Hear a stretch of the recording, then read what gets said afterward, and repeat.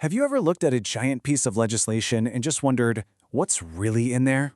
Well, today, we are diving deep into the One Big Beautiful Bill Act, or OBBBA for short. This thing is an absolute behemoth, and it overhauls pretty much everything from our taxes to social programs. It's so big, it even has a tax deduction for whaling. Seriously.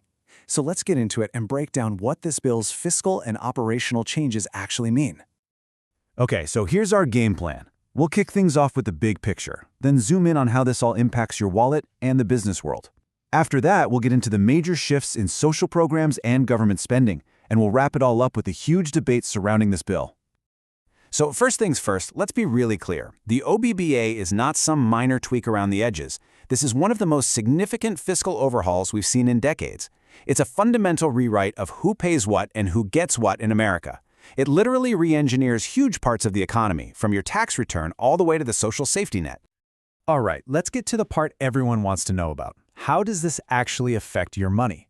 The OBBA makes some really key changes to personal finance, and we're going to start with one of the most common pieces of any tax return. First up, the standard deduction. You might remember a previous increase that was only temporary and was set to expire. Well, that created a lot of uncertainty. The OBBB comes in and makes that higher deduction permanent and even enhances it a bit. This is a huge deal for the millions of households that don't itemize, because it brings a whole lot more stability and predictability to tax season. And for families with kids, there's also a pretty significant boost to the child tax credit. The bill permanently raises the credit from $2,000 up to $2,200 per child. That's a direct change aimed at putting a little more money back into parents' pockets. The bill also rolls out something totally new called Trump accounts. Now think of these as a special kind of investment account for anyone under 18. The money gets put into a diversified U.S. stock index, it grows tax-deferred, and then, here's the cool part.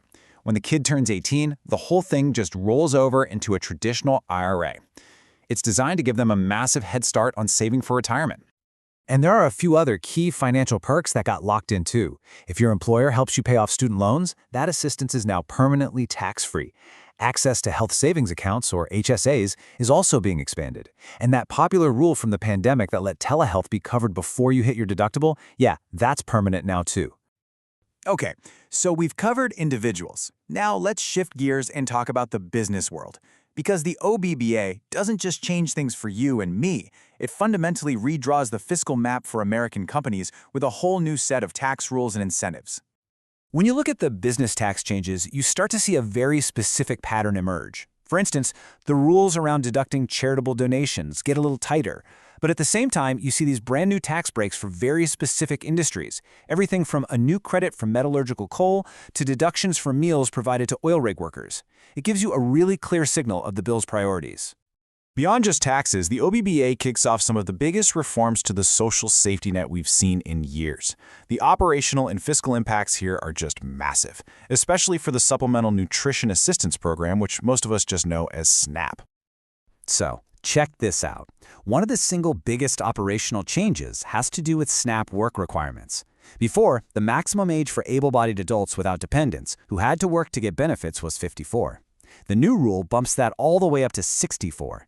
That's a 10-year jump that dramatically expands the number of people who fall under that requirement. And the fiscal impact of all these SNAP changes? It is just staggering. This bill is projected to cut federal nutrition funding by $186 billion over the next 10 years. So this isn't just a simple rule change, it's a massive, long-term reduction in the program's budget. And it doesn't stop there. The bill also changes how benefit amounts are calculated by putting new limits on updates to the Thrifty Food Plan. It also shifts a much bigger chunk of the financial burden onto the states, bumping their share of administrative costs from 50% up to 75%. And it even forces states with high error rates to start paying for a portion of the benefits themselves. You know, a bill this big isn't just about taxes and benefits. It's a statement. It's a statement of priorities. And it makes that statement by reallocating huge sums of federal money, pouring cash into some areas while making really deep cuts in others. And you really can't find a clearer picture of those priorities than this right here. On one hand, you have billions in new money being appropriated for the Department of Defense. And on the other, the bill literally rescinds, meaning it takes back, money that was already approved for a whole range of environmental programs, from cutting diesel emissions to monitoring air pollution. And just to give you a sense of the scale here, let's look at where some of that new defense money is going. The bill sets aside $2.2 billion to fast-track hypersonic defense, nearly $2 billion for better missile defense radars, and another $800 million for next-gen ballistic missile defense. We're talking about massive, targeted investments in military tech.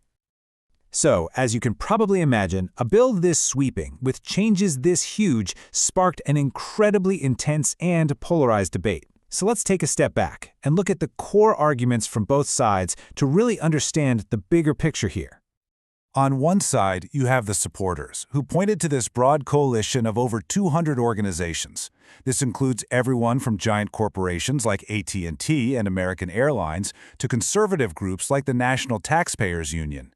Their main argument, that the bill's tax cuts and reforms were exactly what was needed to fire up the economy. But on the other side, the view was, well, starkly different. The central criticism was that when you combine the huge corporate tax cuts with the deep cuts to social programs, what you get is a massive upward transfer of wealth. This argument was so powerful that many started calling it the reverse Robin Hood bill. And the criticism came from some really surprising places. Elon Musk, who at the time was the acting head of the Department of Government Efficiency, just went off on the bill, calling it a disgusting abomination. His opposition really shows you just how complex and intense the debate got, pulling in people way outside of the usual political lines. So there you have it, a bill that permanently changes the rules for individuals, completely reshapes corporate taxes, overhauls the social safety net, and redirects billions of dollars in federal spending. It's just jam-packed with fiscal and operational changes that are going to be felt for decades to come. And at the end of the day, the big question isn't just what the bill does, but who it does it for. Will its legacy be one of widespread economic growth, or will it be remembered as the reverse Robin Hood bill that its critics claimed?